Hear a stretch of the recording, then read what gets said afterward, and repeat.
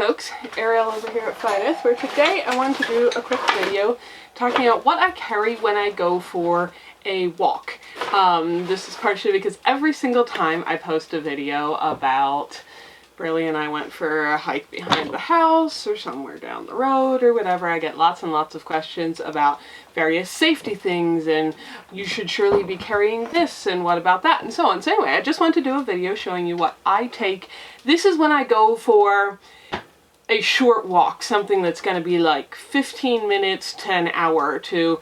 I have a separate setup when I'm going backpacking for 3, 5, 10 consecutive days and actually living, you know, out of a tent in a backpack. That is a different setup. This would be like my equivalent here of, you know, walking down the sidewalk or going to a park, something like that. This is what I take basically if I'm out of sight of the house or the car. And because I do live in a fairly rural, you know, fairly remote area in the Rocky Mountains here. And so anyway, this is not a prescription for exactly what you should do. This is somewhat to hopefully reassure some of you who are very nice to be so concerned about me, and just to give you an idea what I do after having, you know, lived in a mountainous area and gone on lots and lots of walks for many thousands of miles over the years. This is what I take to be sufficiently comfortable and safe for me to be happy with it.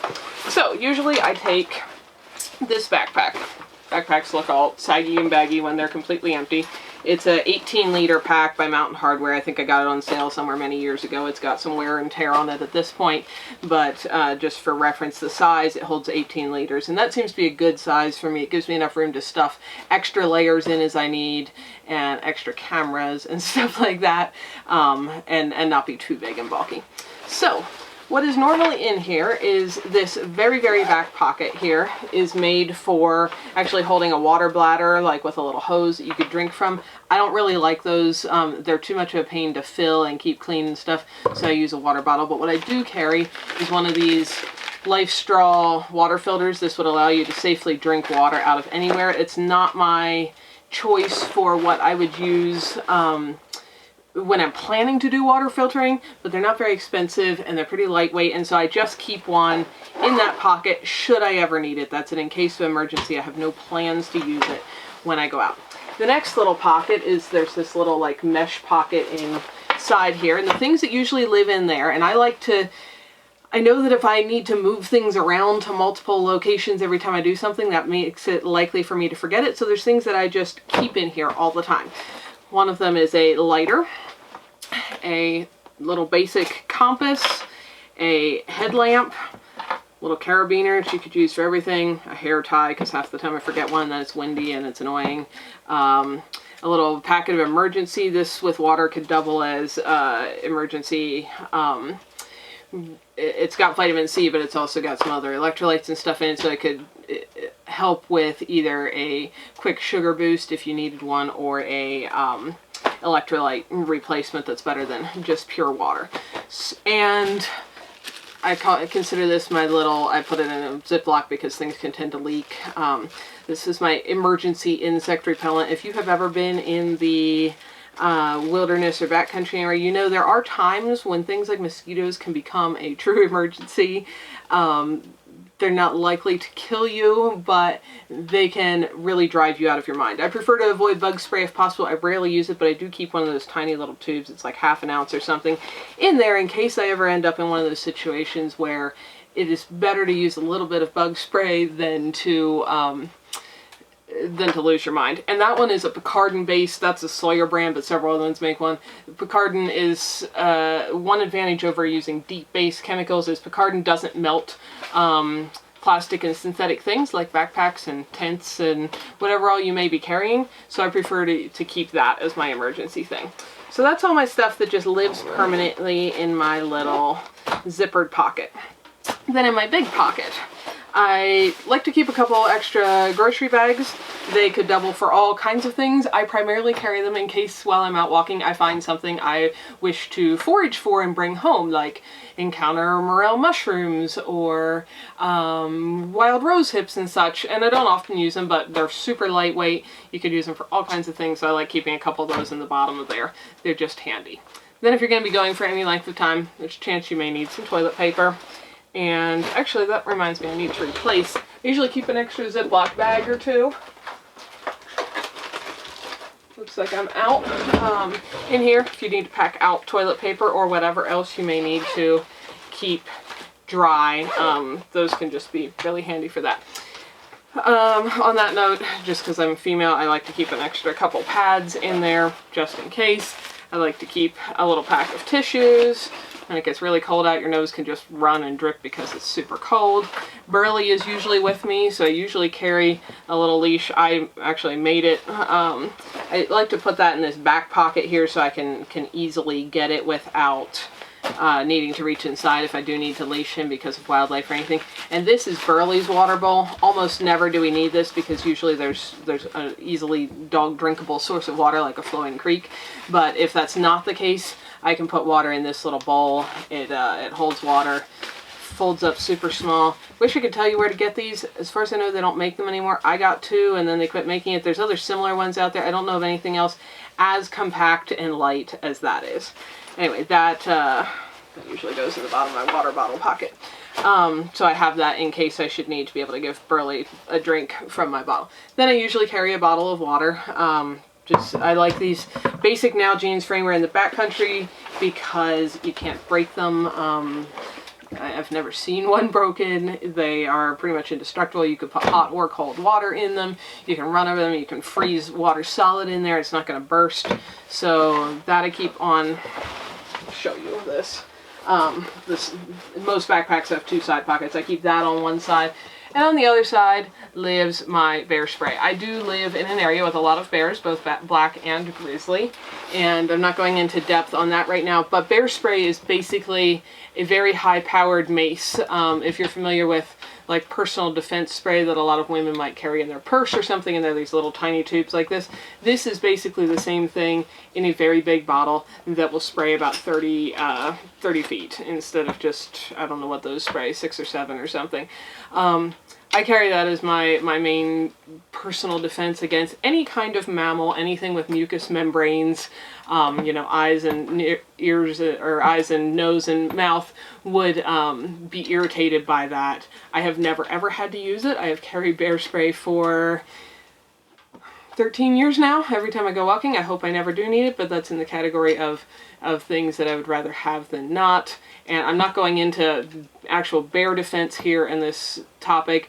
Depending where I am going and what conditions I expect, I occasionally do carry a handgun as well. That is not my primary just going for a 15-minute walk thing. That's my personal choice, just throwing that out there. But this I would use if I was attacked by a moose or one of those two-legged animals or anything else. Again, thankfully I have never needed it, hope I never do, but I always carry it. And I know a lot of you guys are concerned about me and ask about that, so I wanted to throw that out there. Then, because in the mountains the weather can change all the time, this is actually a pack cover. It's retired from my full-time backpacking as it's a little worn, but for a short trip you could cover the whole pack with that and your stuff inside is not going to get wet if you encounter a sudden downpour. Or you could sit on it on the snow or whatever else. It's just a waterproof layer, which is handy. Often, especially in the fall, I like to carry a couple of these bandanas for Burley and I. There are orange flagging, we're not elk bandanas. And then I pretty much always carry at least one extra layer. This is just a fleece, long sleeved and hooded, so that kind of gives me neck and head and upper body protection. That, again, just lives permanently in my backpack. Most times if it's cold, I start out wearing other layers, and as I'm walking I get warmer and warmer and start shedding, and that's why I like having this this little bit of extra space, because usually by the time I'm coming back this thing is more full of layers that I have shed as I have warmed up rather than going the other way. But I always like to have an extra backup just in case the weather does something unexpected. Then these two little bags, these are the only two things that do move. Pretty much all the rest of this stays in this pack. This pack is with me, like I said, if I leave the house or the car out of sight of my vehicle or my house, and the rest of the time it lives in the vehicle. So I also, in addition to like the first aid kit I made that I showed you guys, this is stuff that I always have when I'm in my vehicle, because it's always there in case I'm planning to take a walk from my vehicle. This is a permanent vehicle resident. So if I was stranded along a roadside or whatever and needed to walk somewhere for help, I would have this already set up to go for that. Now, these two things do move. They basically move from this pack when I'm doing just day stuff to my larger backpack when I'm doing a multi-day backpacking trip where I'm going and living out in the backcountry for multiple days in a row. So this one I think of my just emergency bag, and you'll notice some of this stuff duplicates some of the stuff that lives in there. That is partially just to be extra safe and be sure, should I ever forget to move this from my big pack into my little pack, that I still have some of those important things. I have my bigger compass in here. This would just provide a little more detailed options. Do know how to read a map. I highly encourage, even if you have GPS and count on that everyone ought to know if you're going to go anywhere, like including on a vehicle down a road, but especially walking on foot in the mountains, highly recommend that everyone actually know how to route find, read a topographical map, use a compass, and do a little bit of that kind of orienteering stuff. It's actually fun, and there's lots of places you can go to learn that. Anyway, so my bigger compass is in there. I have an emergency space blanket that lives in there. I have, again, because this is what I rely on in my big backpacking trips, I have another one of my emergency insect repellents and an actual tube of Afterbite, because it being miserably itchy, if you do get eaten alive by something, it can be awful. That's something I rarely use. I have another, both lighter and flint and steel. My little tiny lovely pocket knife. This could be useful for anything. I found it actually while backpacking. It was near the top of a mountain. Somebody had forgot it sitting on a rock, and I've been carrying it for years now. I love the little knife. Got an extra battery for the headlamp. So as you can see, some of those things are doubled up, but this little mesh bag, which something originally came in, I'm not sure what, is just my little kind of emergency stuff. That goes in there. And then this one is my first aid kit, much like my vehicle one. I do not like buying standardized first aid kits, though that's certainly better than nothing. When you see these little like 114 piece first aid kit and whatever, it's most of those pieces are Band-Aids, and they don't tend to have the things I want. Now this is pretty compact, but this is what, again, I'm not a doctor, I'm not offering you any medical advice, this is what I carry for myself and have for years. So this is pretty compact. I've got a squished flat roll of medical tape. I've got an irrigation syringe that it would be useful for cleaning a wound, deep puncture wound. I've got a little thingy here that's has a tweezers and some safety pins. Just keeps them all kind of contained there. I've got a little tube of benzoin tincture, wound seal. This is it's actually like a styptic powder. It just comes in a convenient tiny little tube. I have another one of those emergency packets for the same reasons I described earlier. I've got some acetaminophen, I'm not good at pronouncing this stuff. Whatever the diaphin name is, that it's for like hay fever, allergies, antiseptic towelettes. And this side I keep just a little Ziploc with ibuprofen, more than a few in there. And then this whole bag includes other emergency stuff. These are actually chlorine tablets. These would be good for disinfecting water if you really needed to, if you couldn't filter it, like I have that Life Straw with. Or if I needed to make disinfected water for irrigating a wound, I could drop a chlorine tablet in this bottle. I do not prefer by any means to drink that, but there are emergency situations where that could be better than nothing. Or if you get dirt into something and you need to disinfect it. I've had that happen on a backpacking trip where you accidentally put not filtered water into a container you need to be clean.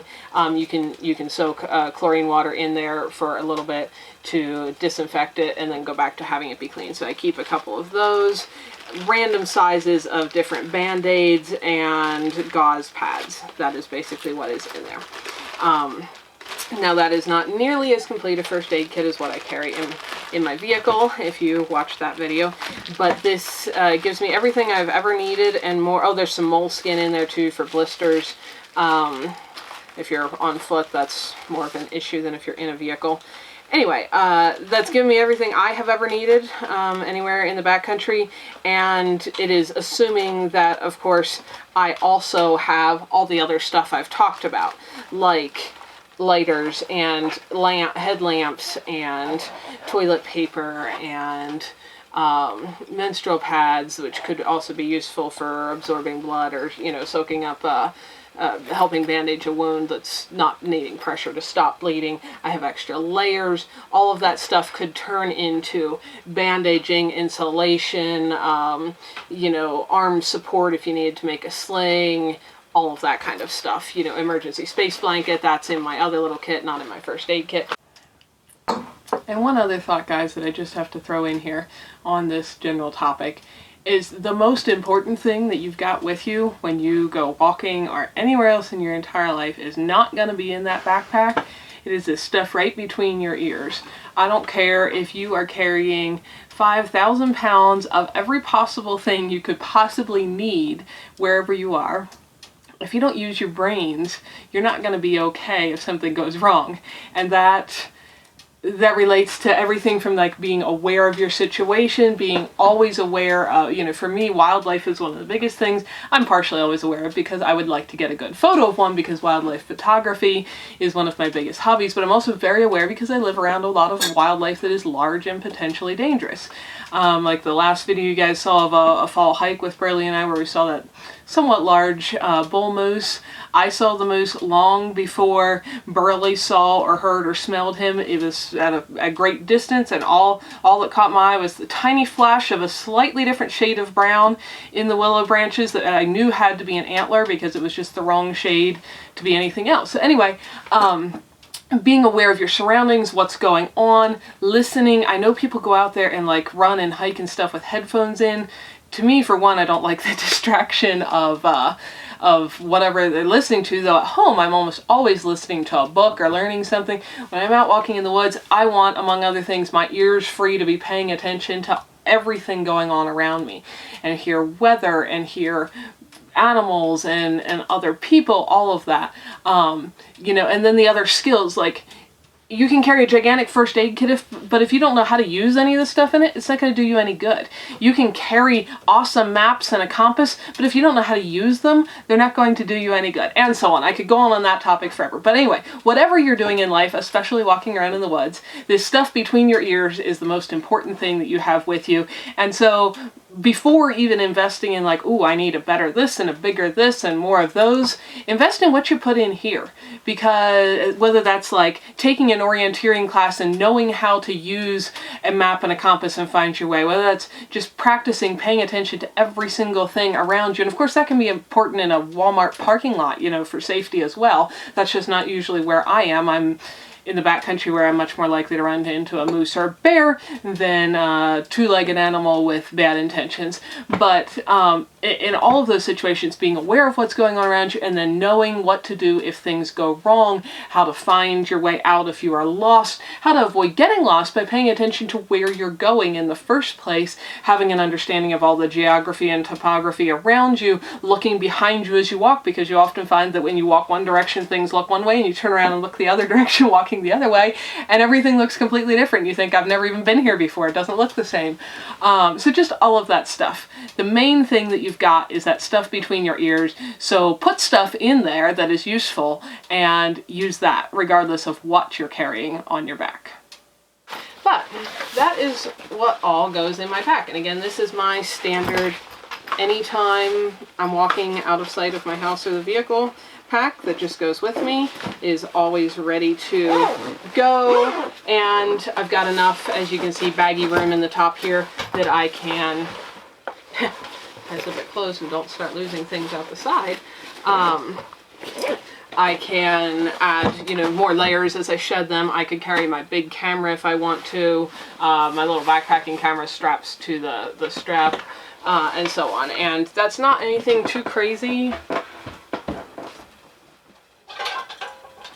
too crazy on the weight. I actually have this is an antique scales that was one of my grandparents at one point, but it's really handy for weighing backpacks among other things.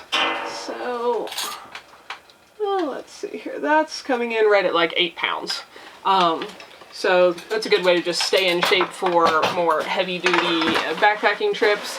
That's what I'm always carrying anytime I'm out of sight, and hopefully that gives you guys some thoughts and ideas. If you want to go walking around in woods or more remote wilderness areas, that's the kind of thing that I have been comfortable and safe carrying for quite a few years now. That's what I take, and if you're just worried about me and my safety, hopefully maybe that's a little bit reassuring to you.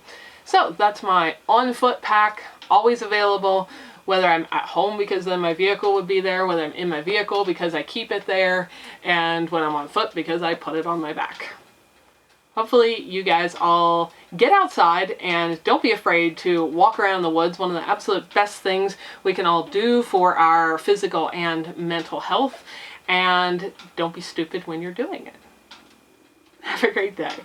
Hi folks, Ariel over here. Thanks for spending some of your valuable time watching these videos. Hopefully you found something beautiful, educational, interesting, peaceful, relaxing, or useful while you were here. If so, find more videos here, subscribe so you don't miss any updates, and if you like what you found here, feel free to like and share away so that others can benefit as well. You all have a wonderful day.